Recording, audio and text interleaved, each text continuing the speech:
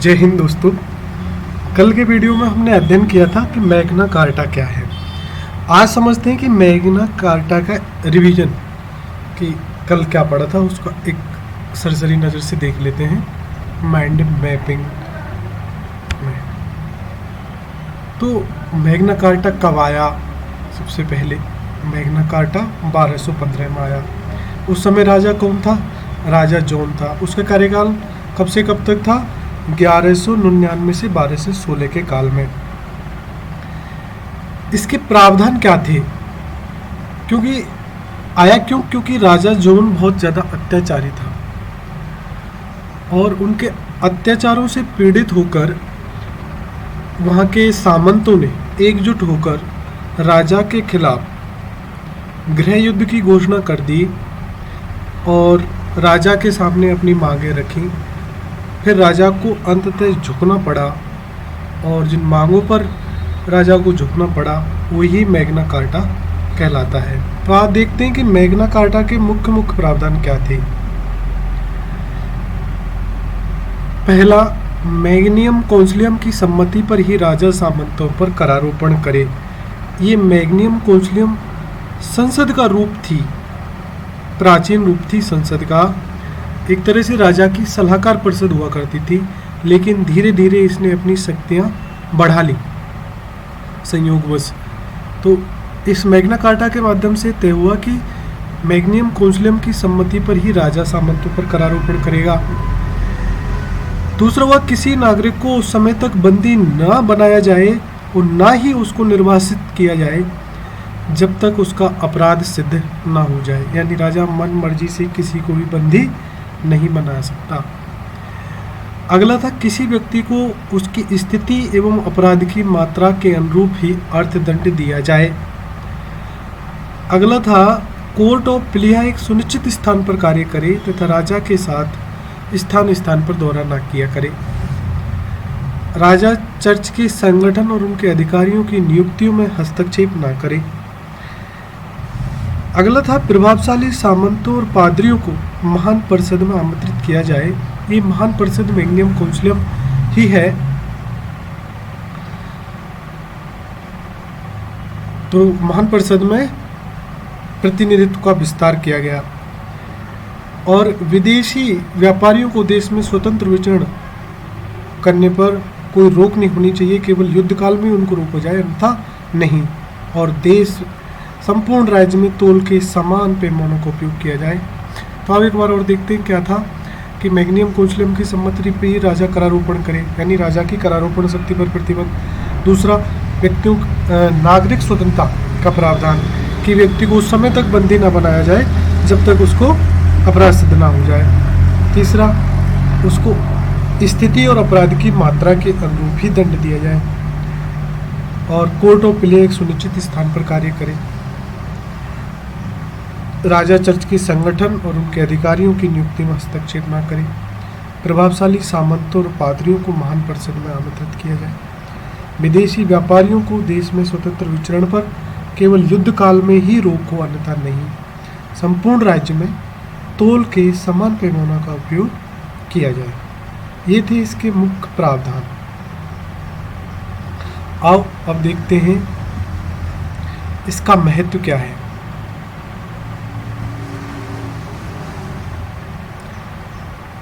इसका महत्व है, ब्रिटिश संवैधानिक विकास के इतिहास में ये 1215 का मैग्ना कार्टा और 1689 का एक अधिकार पत्र, ये दोनों ब्रिटिश संविधान की बाइबल माने जाते हैं और ये वास्तव में मील का पत्थर थे।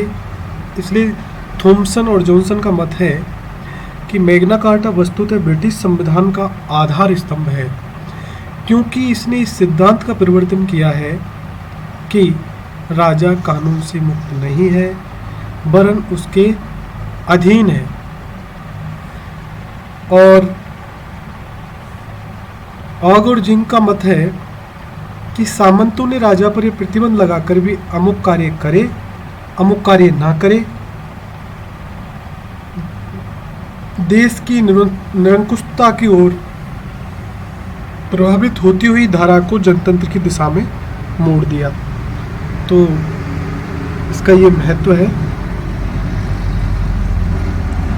अब आज का नया टॉपिक का अध्ययन करते हैं।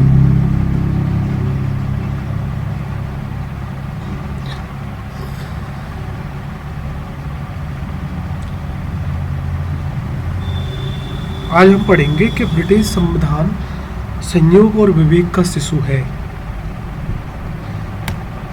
ये लिटन स्ट्रेची की सूक्ति को स्पष्ट करने के लिए ये देखना चाहिए कि संयोग और विवेक ने ब्रिटिश संविधान को किस प्रकार से योगदान दिया है। तो आओ देखते हैं। सबसे पहले संयोग के तत्व क्या हैं कि व्यवस्थापिका का द्विसदनात्मक होना, ये एक संयोग का परिणाम है। वैसे तो विश्व को ब्रिटेन की देन द्विसदनात्मक व्यवस्थापिका का स्वरूप विश्व को ब्रिटेन की देन है, किंतु ब्रिटेन में इसका जन्म एक ऐतिहासिक संयोग के रूप में हुआ।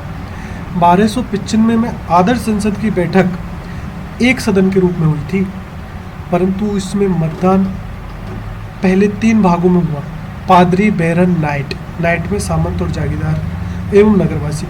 इस प्रथा के अनुसार इंग्लैंड में त्रिसदनीय संसद स्थापित होती, किंतु ये केवल संयोग ही की बात थी कि उसने द्विसदनात्मक निकाय बना दिया। संयोग बस बैरन और उच्च पादरी वर्ग एक साथ मिल गए क्योंकि उनके हित एक समान थे। इस प्रकार नाइट व नगरवासी जिनके हित भी समान थे वे एक साथ मिल गए। तो जिनके हित एक समान थे वो एक साथ मिल गए, तो बैरन और उच्च पादरी वर्ग से मिलकर लॉर्ड सभा बनी, और जो नाइट और नगरवासी जो साधारण लोग थे उनसे लोक सदन बना। इस प्रकार से ब्रिटेन में द्विसदनात्मक व्यवस्थापिका ये संयोग का परिणाम है। वास्तव में ब्रिटेन में संसद ही संयोग का परिणाम है। संयोग की सबसे प्रारंभिक संस्था का नाम था विटनेज मोड। विटनेज मोड एक राजा की सलाहकारी संस्था थी। उसके बाद में मैग्नियम कौंसिलियम आई। मैग्नियम कौंसिलियम में धीरे धीरे प्रतिनिधित्व का विस्तार होता चला गया, और आगे 1295 में आदर्श संसद के रूप में जब ये बैठक हुई तो इसके 10 वर्षों के बाद में तो पूरी तरह से द्विसदनीय व्यवस्थापिका स्थापित होती चली गई। अगला है, दूसरा उदाहरण है मंत्रिमंडलीय व्यवस्था। ये भी ब्रिटेन में बड़े ही संयोग का परिणाम थी, क्योंकि हेनोवर वंश के राजाओं के कारण कैबिनेट पद्धति का सरलता से विकास हो गया। क्योंकि जो हेनोवर वंश के राजा थे उनको केवल हेनोवर मामलों में रुचि थी, पहला कारण। दूसरा, वे अंग्रेजी से अनभिज्ञ थे, इसलिए उन्होंने ना तो कैबिनेट को खुली छूट दे दी, कैबिनेट की अध्यक्षता करना बंद कर दिया। तो इस संयोग ने ब्रिटिश कैबिनेट को राजकीय प्रभाव से मुक्त कर दिया। जब कैबिनेट ने एक ही सदस्य ने कैबिनेट की बैठकों की अध्यक्षता करना शुरू कर दिया, तो इसके फलस्वरूप प्रधानमंत्री के पद का विकास हुआ। संयोग बस इस घटना चक्र के फलस्वरूप लोक सदन के प्रति मंत्रिमंडलीय उत्तरदायित्व के सिद्धांत का विकास हुआ। तो सबसे पहले तो जो मंत्रिमंडलीय शासन या कैबिनेट गवर्नमेंट होती है वो भी संयोग के परिणाम स्वरूप पैदा हुई, क्योंकि जब हेनोवर वंश के राजा थे तो उन राजाओं ने मंत्रियों के मामलों में हस्तक्षेप करना बंद कर दिया। तो मंत्री अपने विषय में निर्णय लेने में स्वतंत्र हो गए, और धीरे धीरे मंत्रिमंडल की बैठकों की अध्यक्षता भी राजा कैबिनेट में से ही किसी को नियुक्त कर देते थे। जो बैठकों की अध्यक्षता करता था वो धीरे धीरे प्रधानमंत्री बनना शुरू हो गया। तो ये दोनों संयोग के ही परिणाम हैं कि ब्रिटेन में संसदीय व्यवस्था और मंत्रिमंडलीय व्यवस्था संयोग के फलस्वरूप आई। तो ब्रिटेन के संविधान में वास्तव में संयोग के तत्व हैं। विवेक के तत्व क्या हैं? विवेक के तत्व हैं लोक सदन का लोकतंत्रीकरण। धीरे धीरे लोक सदन का लोकतंत्रीकरण हुआ। लोक सदन की तुलना में लॉर्ड सभा की शक्तियों को कम करना, ये भी